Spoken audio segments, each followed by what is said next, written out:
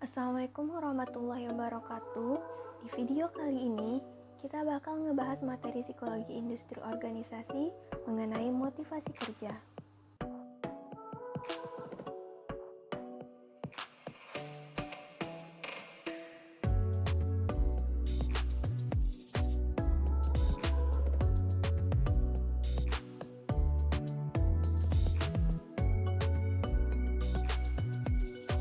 Ini dia penjelasan mengenai 4 teori motivasi yang telah kami ringkas.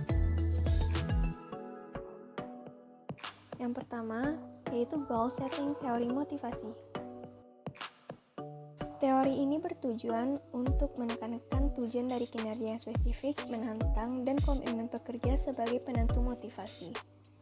Teori ini membantu karyawan membangun tujuan kerja yang lebih besar dan menantang, sehingga memberi motivasi pada pekerja. Adapun hal yang mempengaruhi goal setting teori motivasi, yang pertama motivasi ekstrinsik berupa bonus, motivasi intrinsik, dan umpan balik. Penerapan teori ini dengan merencanakan tujuan kerja serta langkah tertentu untuk mencapai tujuan yang telah ditetapkan. Selanjutnya adalah teori motivasi yang dikemukakan oleh Herzberg yang disebut sebagai Herzberg two-factor theory. Teori motivasi ini dipengaruhi oleh aliran pemikiran sekolah hubungan manusia. Dikembangkan oleh Frederick Herzberg yang menyoroti peran kepuasan kerja dalam menentukan motivasi kerja. Herzberg mengatakan bahwa ada 2 faktor yang mempengaruhi kepuasan kerja seorang pekerja, yaitu motivator dan hygiene. Pada teori ini, Herzberg mengelompokkan menjadi 2 macam pekerjaan, yaitu job satisfaction dan job dissatisfaction. Dalam job satisfaction, itu meningkatkan motivator sehingga meningkatkan kepuasan kerja pada pekerja. Nah, hal-hal yang membuat pekerja puas yaitu achievement, recognition, responsibility, reward, self-advancement, personal growth. Kemudian ada job dissatisfaction.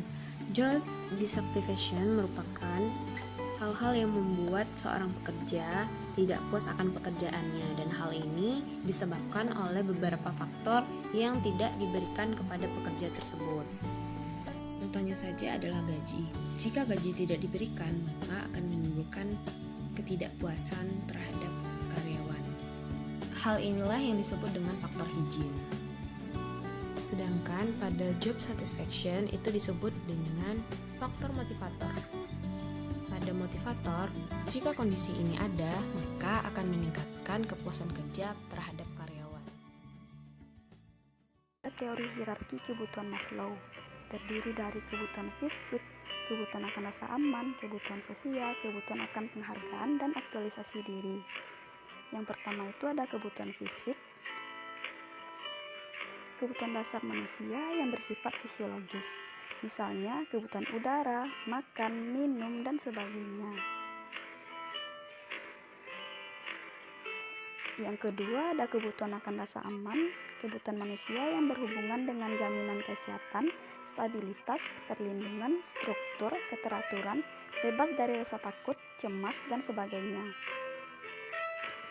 Yang ketiga itu ada kebutuhan sosial. Setiap manusia ingin punya hubungan yang sangat akrab, menjalin hubungan cinta dan kasih sayang bersama orang lain.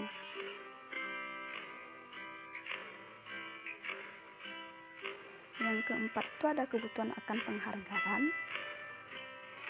Setiap manusia punya kebutuhan dan keinginan yang mantap, bermutu tinggi akan rasa hormat diri. Yang terakhir itu ada aktualisasi diri. Manusia cenderung memiliki keinginan untuk mewujudkan dirinya sesuai dengan kemampuannya. Kecenderungan ini mengungkapkan sebagai rasa ingin yang makin lama makin istimewa. Sekian dari saya.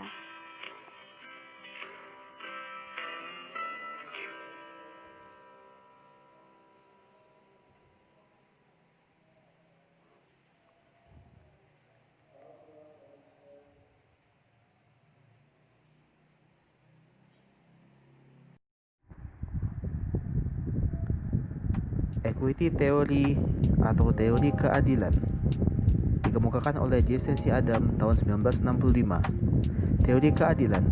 Teori ini menyatakan bahwa karyawan akan merasa termotivasi apabila diperlakukan secara adil dalam pekerjaan. Faktor penurunan motivasi kerja, underpayment inequity dan overpayment inequity.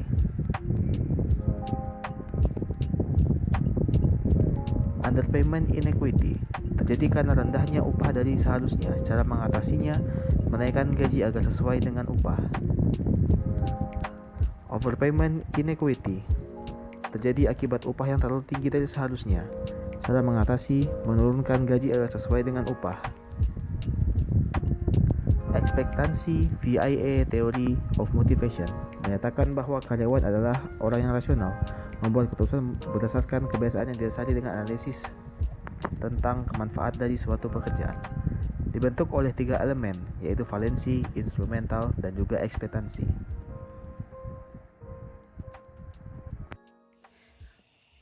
Selanjutnya, teori motivasi kerja McClellan. Teori motivasi kerja menurut McClellan berkaitan dengan 3 keperluan, di mana 3 keperluan itu sendiri yaitu yang pertama keperluan pencapaian, yang kedua keperluan akan perhubungan, dan yang ketiga yaitu keperluan kuasa.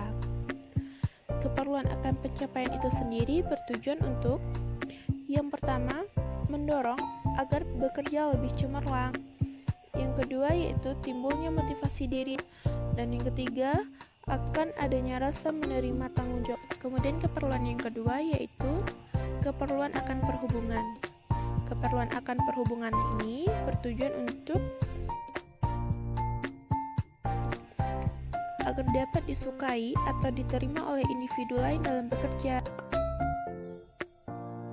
Yang kedua yaitu menimbulkan rasa persahabatan, kerjasama, dan persepahaman. Dan keperluan yang terakhir yaitu keperluan yang berkaitan dengan kuasa, di mana keperluan akan kuasa ini bertujuan untuk yang pertama ingin menjadi darjah kawalah seseorang individu, yang kedua rasa ingin menjadi ketua atau berusaha mencari pengaruh serta memilih untuk bekerja dalam situasi yang mempunyai persaingan.